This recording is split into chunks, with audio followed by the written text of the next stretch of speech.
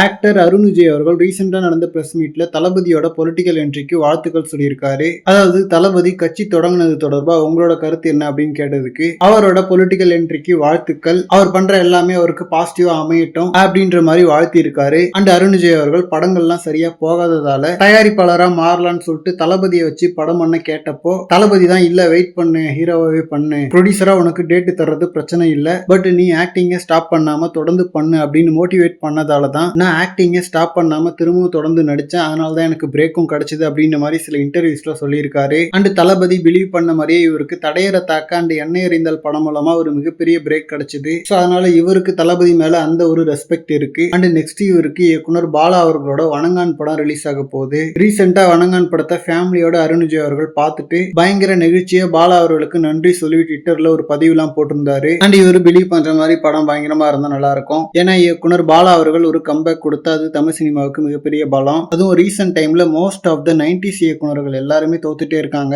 Lingusamy, Shankar, Gautham Menon, Selvaraghavan, Hari, AR முருகதாஸ்னு list கூடிக்கிட்டே போகுது. இப்போதைக்கு மணிரத்னம் அண்ட் சுந்தர்சி அவர்கள் மாதிரி ஒரு சில இயக்குனர்கள் தான் வெற்றி படங்கள் கொடுத்துட்டு இருக்காங்க. இவங்களும் கூட படம் வெற்றி ஆகுது, பட் ஆனா பழைய ஃபார்ம்ல இருக்காங்களான்னு கேட்டா கேள்விக்குறி தான். தென் கேம் சேஞ்சர் டீசர் பார்த்ததுக்கு அப்புறம் சங்கர் அவர்கள் கம்பேக் கொடுப்பாருன்ற நம்பிக்கை போயிடுச்சு. பட் வணங்கான் ட்ரெய்லர் கொஞ்சம் இன்ட்ரெஸ்டிங்கா தான் இருக்கு. ஸோ என்ன பண்றாருன்னு வெயிட் பண்ணி பார்க்கலாம். அண்ட் இந்த மாதிரி ஹாட்டான அப்டேட்ஸ்க்கு நம்ம G4 சேனலை சப்ஸ்கிரைப் பண்ணுங்க. தேங்க்யூ.